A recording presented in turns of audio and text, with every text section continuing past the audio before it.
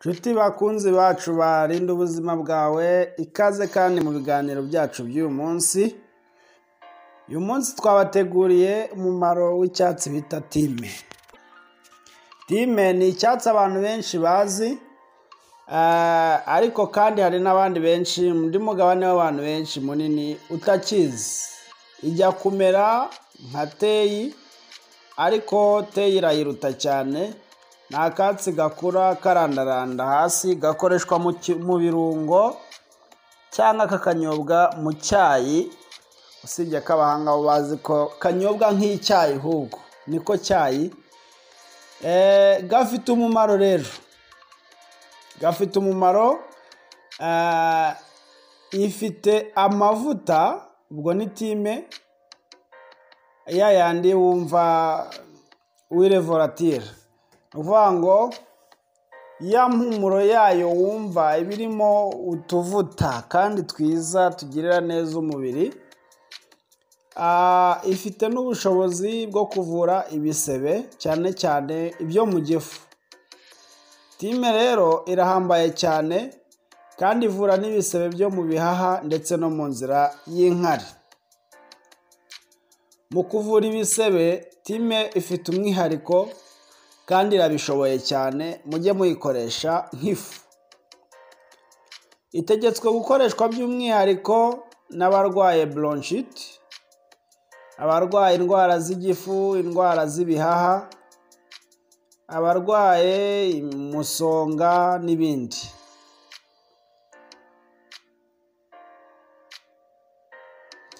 Itera imisemburo kuvuburwa ku rugero rwiza. Ikiza kandi kugagara kw'inyama cyangwa imihore y'umubiri. Ikiza nanone kugagara kw'inyama byatewe no kuribwa n'imbwa, cyangwa se nanone kugagara kw'inyama kwatewe n'ibindi bintu byinshi, harimo na bya bindi bita kurwara imbwa, aho umuntu ubona inyama iragagaye n'ibindi n'ibindi. Igirira umumaro abarwaye impyiko, igifu, amara, bikajya bigira uburibwe cyangwa bikababaza nyirabyo. Rero ikiza n'uburibwe bwa rubagimpande, iyo ni time. Ku ndwara ya kokorishe, umuntu ateka itasi y'amazi yarangiza agashyiramo time, agashyiramo n'utwuki bihiye yabikuyeho, yarangiza akajya anywaho ikiyiko kimwe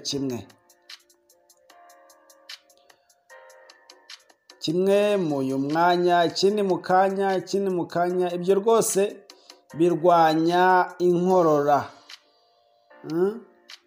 Iyo nkorora ikira vuba cyane.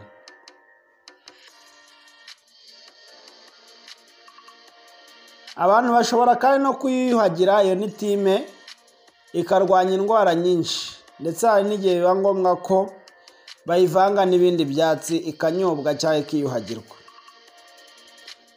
Iyo bashaka kuyiyuhagira ari yonyine, igipimo muri litiro, ufata garama 100 za time cyangwa se ibiyiko 2 binini by'ifu, ukabishyira mu mazi, ukabiteka, hanyuma ukaza koga.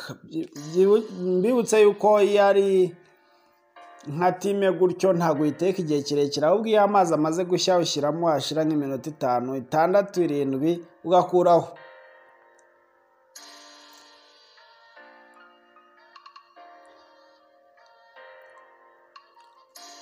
Irinda kandi ibisebe no kubora ndetse hamwe no kunuka. Kunywa itasi mu gitondo na nimugoroba bikiza izindi ndwara nyinshi, harimo n'izo twavuze, ndetse harimo n'iz'umwijima. Ariko kandi time bayinywa mbere yo kurya, ntabwo bayinywa bari kurya cyane nyuma yo kurya, ahubwo bayinywa mbere yo kurya. Umuntu ashobora kujya yogesha igisebe kandi ikazashyira ikagikiza. Time rero ni ingenzi kuko ifasha umubiri wose. Reka tubibutse ko time irwanya n'inzoka. iyo umuntu ayifashe ari agafu kanoze cyane akakanyanyagiza ku biryo ari kurya, imbuto z'inzoka germs, ibitera inzoka bishira mu biryo, hanyuma akarya ibiryo bikungahaye, kandi akabashyizeho n'ikirungo cyiza kigiye kumufasha kurwanya indwara. Ngayo nguko rero, iyo ari umuti rero kirazira kubikoresha buri gihe, ndetse hari n'ibiribwa ibyo ari byo byose usibye urunyanya n'ingano nibyo biribwa buri munsi, ariko ubundi ibindi biribwa bisabwa kujya usiba. Tuvuge niba wakoresheje timu uyu munsi, ntabwo ari ngombwa ngo n'ejo bundi oya, ahubwo bikora uyu munsi, ejo usibe wongere. Niba utarwaye ngo ube uri kuvura indwara runaka, uri kwikingira, bikora uyu munsi, uzagira igihe usibe wongere, gutyo gutyo. Niho bigirira neza umumaro kurusha kubikora kenshi buri gihe. Ushaka kuyinywa nk'icyayi rero wabigenza ute? Wajya uteka muri litiro y'amazi ifu ya time, muri litiro no kuvuga ibikombe 2 ushyizemo ibiyiko 2 cyangwa ikiyiko n'igice, byaba ari ibyo. Ugatekana uyiteka iminota 15. Si byiza kuyirenza, aho kuyirenza wayijya munsi ukabitereka, ukaba uretse guhita ubiyungurura, ukaba uretse gatoya bikabanza bigakora wakuyeho, warangiza ukanywa mu gitondo na nimugoroba. Washaka ugahita ubikuraho ugashyira muri teremusi ukajya winyweraho mu gitondo na nimugoroba, ejo wenda ugasiba ukongera gutyo gutyo, cyangwa ugasibamo iminsi 2 ukongera gutyo gutyo. Iyo yagufasha rwose. Si ngombwa gushyiramo andi majyane, ahubwo wongeramo ubuki, kongeramo n'isukari nziza yo mu bisheke, atari iriya yo mu isukari mvaruganda. Bibutse yuko hari isukari nziza yo mu bisheke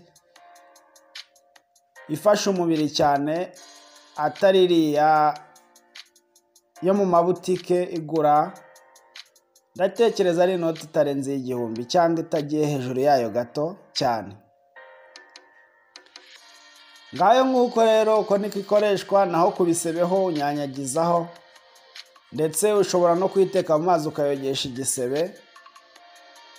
Ushobora no kuyinyanyagiza ku biryo ugiye kurya, agafu kayo, nko mu masosi, mu birayi n'ibindi. Ibyo byica indwara, imbuto z'indwara ziba ziri mu biryo ndetse no mu mubiri. Nuko reka aho ngaho ariho duhinira ku bijyanye na time.